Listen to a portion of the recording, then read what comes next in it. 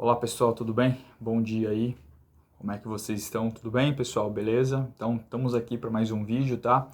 Pessoal, nesse vídeo aí, a gente vai falar sobre a mineração, tá? Então, um assunto aí bem importante aí, que marcou a história do Brasil por bastante tempo aí, certo? No mínimo aí uns 60 anos, certo? Então, a gente vai ver esse período aí que tanto foi importante para o Brasil, certo? E para Portugal, mais ainda, né? E para Inglaterra, mais ainda, certo? A gente vai ver aí, então, esse contexto aí, tá? Pessoal, então,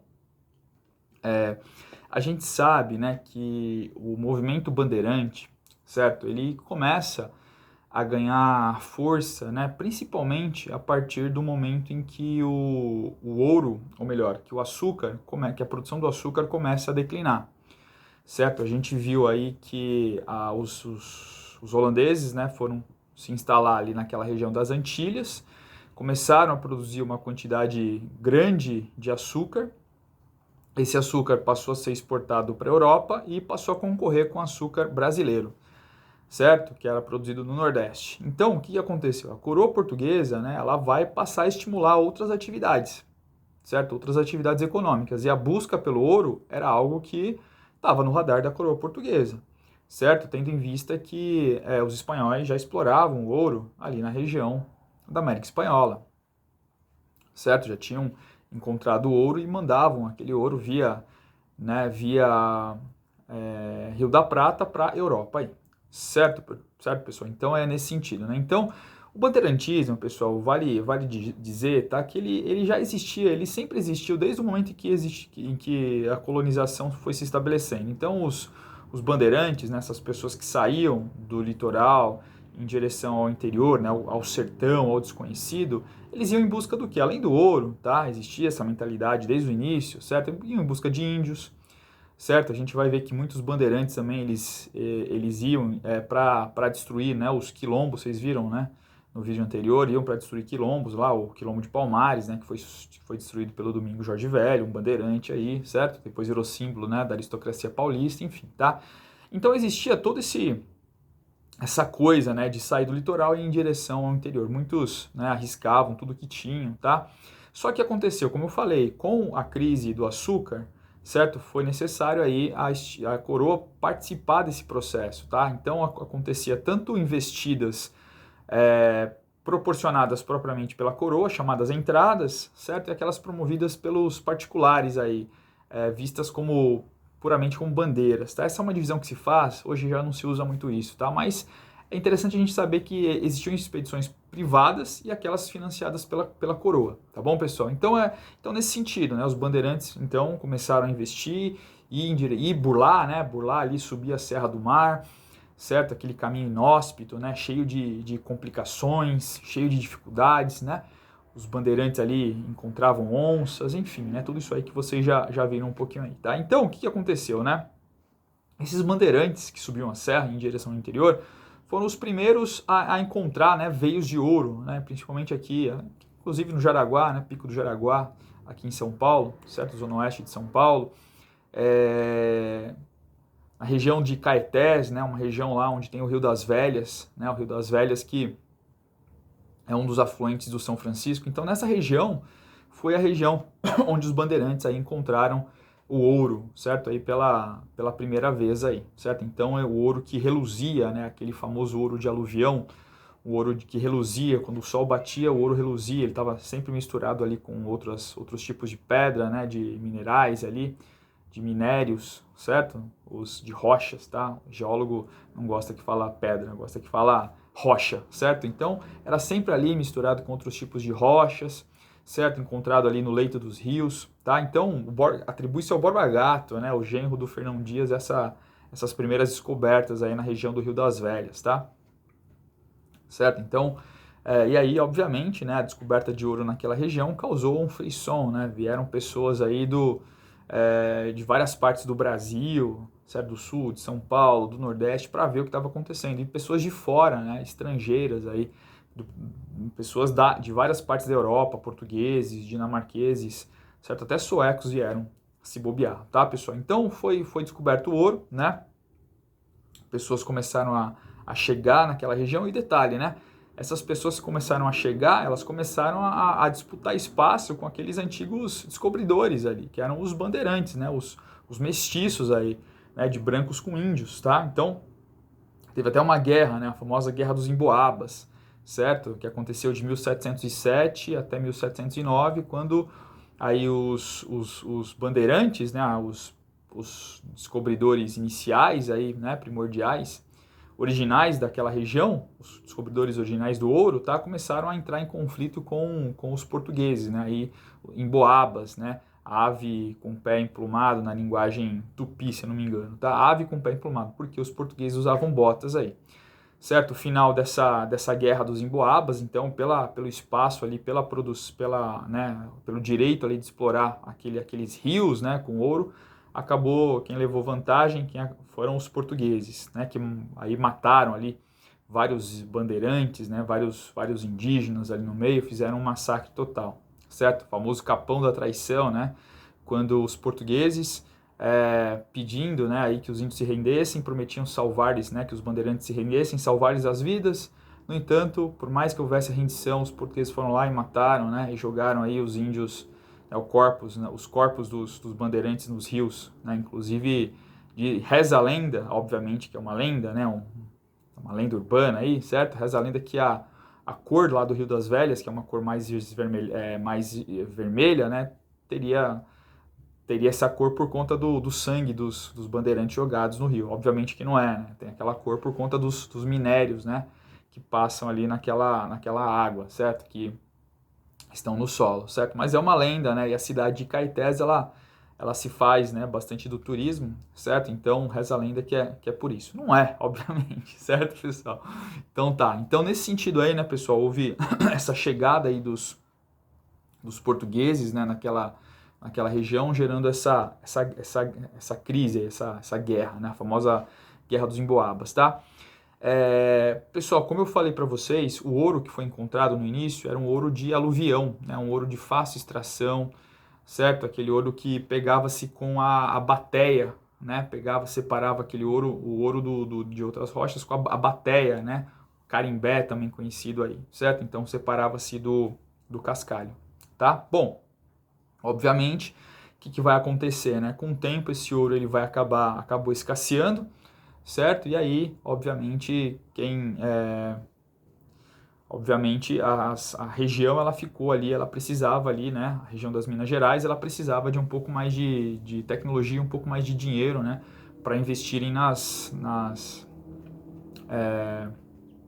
para investirem na mineração mais profunda, certo? Então, ali precisava de arquitetos, assim, engenheiros para furar a mina, né? Furar a mina de ouro, né? Eles precisavam fazer a mina de ouro de uma forma um pouquinho mais inclinada para a água descer, não se acumular dentro dessa mina de ouro, certo? E para não desabar tudo, tá? Então, precisava de uma arquitetura bastante, né, parecida ali com um arco romano para a força se dividir, não fazer também que desabasse essa mina de ouro, tá? Enfim, né, precisava aí de várias técnicas para explorar o ouro, certo? A partir do momento em que esse ouro acaba, esse ouro inicial acaba, né?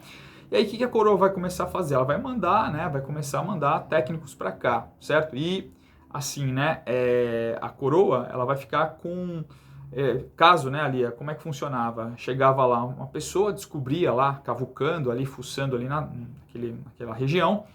Se ela descobrisse uma data que chamava, o que acontecia? Essa data, né, esse local de exploração, ele era dividido em 3 partes, certo? 2 partes ficavam para a coroa e uma parte ficava aí para a pessoa que havia descoberto aí essa mineração. Tá? Muitas vezes as pessoas vendiam tudo para a coroa, porque não, ou para particulares, né, porque não tinham dinheiro para explorar, né, aquelas regiões, aquela mina de ouro, tá?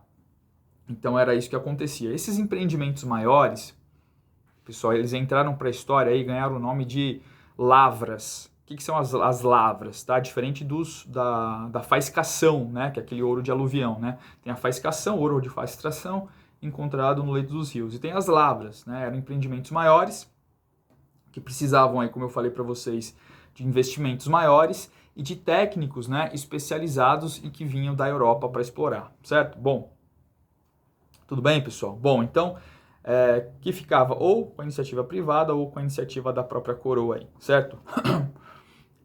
Pessoal, quem fazia a exploração? Quem trabalhava? Quem ia para a labuta aí? Obviamente, o Brasil naquele momento era uma sociedade o quê? Escravista, né? O trabalho era escravo. Então, o trabalho era compulsório, o trabalho era escravo, certo? Então, eram os escravos que exploravam aquelas regiões, tá? Então, o trabalho desses escravos era muito árduo, né? Para suportar aquilo, eles tomavam ali né, antes de entrar numa mina de ouro, né, eles tomavam ali um pouco de cachaça, né, um pouco de pinga, né, assim da mesma forma que alguns índios, né, que alguns trabalhadores no Chile, na Bolívia, mascam a folha de coca, né, para ganhar um pouco mais de disposição ali, tá? Então os escravos tomavam a pinga, fumavam ali um cigarrinho de palha, certo? Para dar um pouco mais de disposição e eles poderem enfrentar aquelas agruras, né, de um dia inteiro de trabalho, né, mais de 12 horas de trabalho aí por dia, bastante tempo, tá? Muitos escravos ficavam cegos, certo, pessoal, por conta da poeira, né, que caía, da poeira silicosa, muitas vezes caía nos olhos e aí cegava esses escravos. Então o escravo lá por volta dos seus 30, 35 anos já era considerado velho e já podia ser dispensado do trabalho, certo? Então, como eu falei, era bem árduo, bem penoso, né?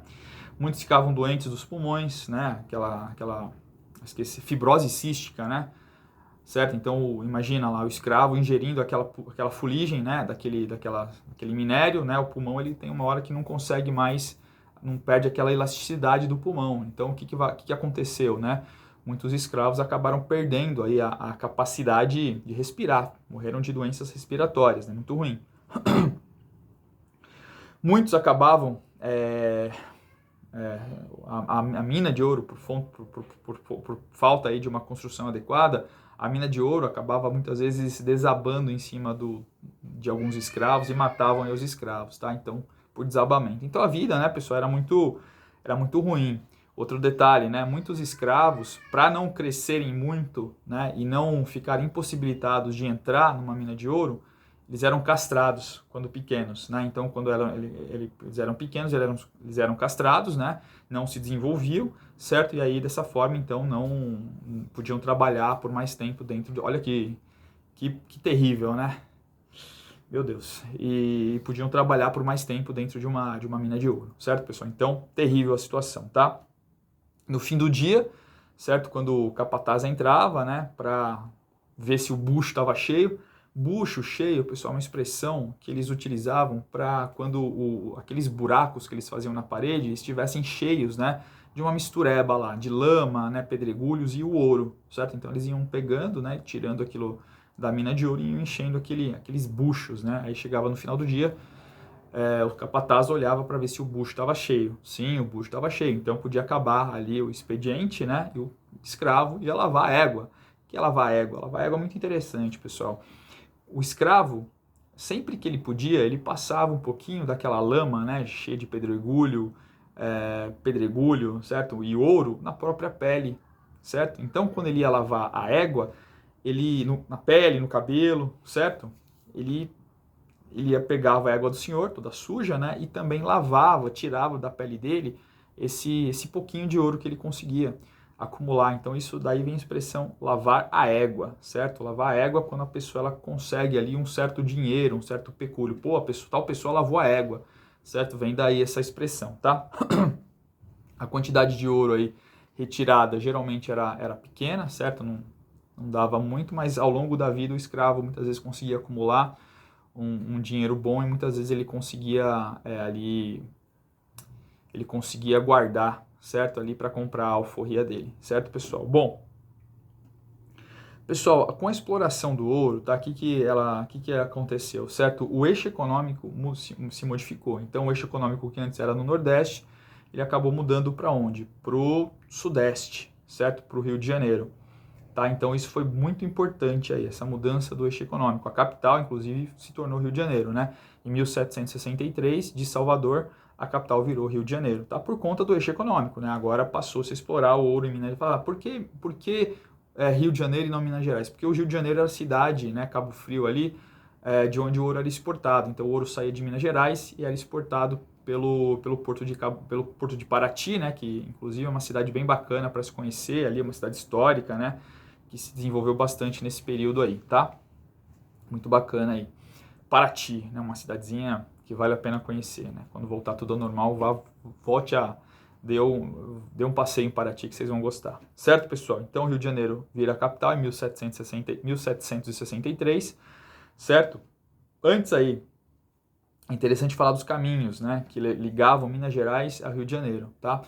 Um caminho que existia logo no início da exploração do ouro era um caminho que saía de Minas Gerais, passava por São Paulo, né, tal, percorria toda aquela região do Vale do Paraíba, Guaratinguetá, Taubaté e desembocava lá no Rio de Janeiro, certo? O que aconteceu, pessoal? Esse caminho era muito longo, demorava aí mais de um mês para ser completado aí, certo? Fora o risco de assalto que esses comboios tinham, né, sofriam aí. O risco de assalto era muito grande, tá? Por quê? Obviamente para pegar o ouro, tá? Então o que aconteceu? Foi feito um caminho novo, né, que ligando diretamente Minas Gerais ao Rio de Janeiro. Isso facilitou bastante aí, né? Diminuiu aí de meses para algumas semanas aí, para 1 ou 2 semanas, certo? Dependendo do trote, dependendo, né, das mulas ali que eram escolhidas para fazer o transporte, tá? Então isso fez com que essa exploração do ouro, né, essa exportação do ouro diminuísse, né, diminuísse o tempo para chegar de Minas Gerais até o Rio de Janeiro. Foi muito importante, tá, pessoal? O que aconteceu? Quem acabou se dando mal foi São Paulo, né, que perdeu aí bastante dos impostos cobrados, né, por trafegarem, né, certo, ali pelos caminhos paulistas, tá? Então, quem acabou perdendo dinheiro foi São Paulo, beleza, pessoal? Então, tem isso aí, tá? Pessoal, o que aconteceu, né? Existiam, pessoal, né, obviamente, com a exploração do ouro, tá? A coroa portuguesa, ela vai estabelecer os impostos aí, os tributos cobrados, tá, da coroa portuguesa, obviamente por conta da importância do ouro, certo? Vou falar de alguns tributos aí para vocês, pessoal, 2 em específico, tá? O quinto e a captação. O quinto era 1/5 do ouro que circulava ali na colônia, que era explorado, deveria ir para a coroa, certo?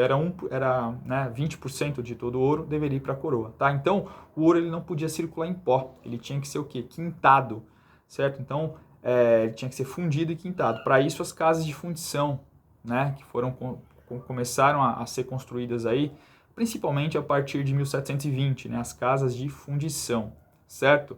Então, o ouro era fundido, quintado, e então extraía, né, o 20% da coroa, recebia ali uma marca real, certo? E aí ele podia circular. No entanto, pessoal, na maioria das vezes, né, acontecia do ouro ser contrabandeado, ser comercializado em pó, né? Muitos escravos acabavam enfiando ouro no cabelo, engoliam o ouro, tá? Tinha lá o famoso santo do pau oco, né? Que os próprios padres ali que existiam, né, faziam cortes ali na madeira, buracos na madeira e colocavam ouro em pó, dentre outras coisas também, livros, né, que eles traziam da Europa, que não podiam circular aqui na colônia, eles colocavam lá também, enfim, uma infinidade de coisas, tá? E a captação também, pessoal, que era o imposto pago por cabeça de escravo. Quanto mais escravo, mais atividade econômica, né, e mais ouro para a coroa.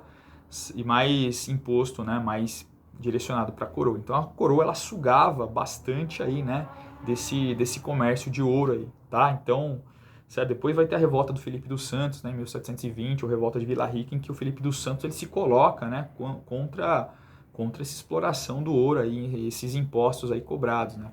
Felipe dos Santos foi reprimido, tal, né? Tem toda essa história aí. Foi preso, depois foi morto, enfim, tá? Então é interessante a gente depois falar um pouquinho do Felipe dos Santos aí. Beleza, pessoal? Bom, a maior parte desse ouro aí, mais de 60% ia para a Inglaterra, certo? Algo em torno de 30% ficava em Portugal e os 10% ia para Portugal, né? Para a aristocracia portuguesa, para a igreja, tá? E 10% mais ou menos, para menos, ficava aqui no Brasil, certo, pessoal? Ou seja, né? A maior parte, quem se beneficiou, como eu falei para vocês, foi a Inglaterra em primeiro lugar e Portugal em segundo lugar, tá? Beleza? Bom, pessoal, como que se dava a construção daquela sociedade mineradora, tá? Grande parte daquela sociedade das Minas Gerais, ela estava concentrada nas cidades. Então, a vida acontecia nas cidades, tá? Se urbanizou bastante, né? As pequenas vilas foram surgindo, aí, tudo em função dessa exploração do ouro, tá? Em Minas Gerais aí. As ordens religiosas estavam proibidas, tá? Não podiam ordens religiosas, só podiam aí irmandades, né? E ordens religiosas e ordens leigas, né? Não podia associações religiosas leigas, tá? As ordens religiosas tradicionais, elas estavam proibidas, só podiam o quê? Associações leigas. Por conta do quê? Disso que eu falei para vocês. Muitos padres ali, certo? Tinha inclusive a proteção da igreja, mas muitos padres burlavam ali e escondiam o ouro, né, para se enriquecer. Certo? Então, irmandades, muitas das quais, pessoal, irmandades de pretos, né? Eram pretos que cultuavam ali os seus santos, né? Certo? As igrejas, várias igrejas foram construídas ali nas cidades históricas. Quem conhece as históricas sabe do que eu estou falando, né? Igrejas bem bonitas aí, bem interessantes de se ver, de se olhar, tá? Vale a pena ver aí, tá bom? Então, houve nesse contexto, né, um crescimento do número de escravos naquela região. Muitos escravos vinham, inclusive, do Nordeste, certo? E se desenvolveu, pessoal, os famosos se desenvolveram, os famosos escravos de ganho, tá? O que é isso? Eram escravos que não trabalhavam propriamente na lavoura do açúcar, né? Mas eles trabalhavam em pequenos serviços, né? Que eles faziam nas cidades, certo? Então é muito interessante a gente ver, tá? E esses serviços muitas vezes garantiam aos escravos aí a sua alforria no final da vida. Eles iam juntando e conseguiam aí a alforria, tá? Profissões, pessoal, também por conta desse processo de urbanização, se diversificou bastante. Então tinham lá advogados, os práticos, né, que eram uma espécie de médico, né, ali treinados ali, né, com as tradições locais ali, certo? Que entendiam das tradições locais e receitavam ervas para as pessoas. Sapateiros, escultores, pintores, marceneiros, curandeiros, certo? Então isso foi muito importante, tá? As atividades econômicas também acabaram surgindo justamente para sustentar aquela sociedade, ou seja, a agricultura se desenvolveu bastante nos arredores ali, certo? Nas regiões, como se fosse um cinturão verde, né? Hoje aí nas grandes cidades, obviamente, né, não é um cinturão verde, mas a agricultura ela se desenvolveu bastante para sustentar, então produzia-se o milho, o feijão, a mandioca, né? Criação de porco, certo? De galinha, tudo para sustentar ali, para sustentar aquela sociedade mineradora ali, tá bom? Pessoal, por volta de 1730, começa e se inicia a exploração de diamantes, tá? Ali naquela região onde fica, né, hoje Diamantina, né? Região do Tijuco, que era chamada. E a coroa, ela cedia para a iniciativa privada, né? Ela alugava aquela região para explorar o ouro, né? A um preço caríssimo, certo? Obviamente, ali. Certo? E se estabeleciam lá os contratadores. O mais importante deles é o famoso João Fernandes de Oliveira, né? Que se casou com a Chica da Silva depois, teve 13 filhos com ela. Deixou aí para ela, né, uma fortuna, depois quando ele volta para Portugal, várias posses, aí uma pequena fortuna para ela, certo? A Chica da Silva, que era considerada, que era negra, né, que havia, obviamente, ganhado alforria, e a própria Chica da Silva, ela tinha escravos, né, olha que interessante, ela tinha lá os seus escravos que levavam ela de liteira, enfim, né, então para a gente ver a força, né, daquela sociedade escravista, né, como ela se estabeleceu, né, a força da escravidão naquele contexto, tá? Pessoal, a escravidão, tá, o apogeu dela, o auge, aconteceu de 1733 até 1744, tá? Foi o auge da produção. No início do século XIX, a produção já de ouro já havia passado, já não era grande destaque no Brasil, tá? Beleza? Bom, a consequência maior primordial da mineração, pessoal, ela foi, depois em outro vídeo, em outro pedacinho, eu vou falar do barroco para vocês, tá? Esse vídeo não vai dar, senão vai ficar muito grande, tá? A consequência principal da mineração, das bandeiras e da criação de gado em várias partes do Brasil foi justamente o que? A união dessas partes, tá? Que antes eram separadas. Então, o que aconteceu? O Sul mandava para São Paulo, né, a partir do contexto da mineração, né, início do século XVIII, tal, que a gente está falando, né, gado, carne seca, couro, certo? Lá de São Paulo, esse gado, essa carne seca eram vendidos, eram, né, comercializados ali nas feiras, e de lá, principalmente a feira de Sorocaba, e de lá enviados para as Minas Gerais, certo? Do Nordeste passaram a vir escravos também ao longo do Rio São Francisco, foram sendo comercializados aí peixe seco, cavalos, mulas, tá? Que iam em direção às Minas Gerais, certo? O sertãozão passou a ficar um pouco mais conhecido aí, certo? E nesse sentido o Brasil era isso, tá? Parte ali do Nordeste, essa região do Sul, Sudeste e essa região das Minas Gerais aí bastante importante, tá? Pessoal, no outro vídeo aí eu vou terminar isso aqui, vou falar um pouquinho do Barroco para vocês, o que foi, tá? Para dar essa completude maior a respeito aí de mineração para vocês. Tá bom, pessoal? Um grande abraço, fiquem bem, tá? Se você curtiu, dá aquele joinha maroto, beleza? E se inscreve no canal. Tchau, pessoal, um grande abraço.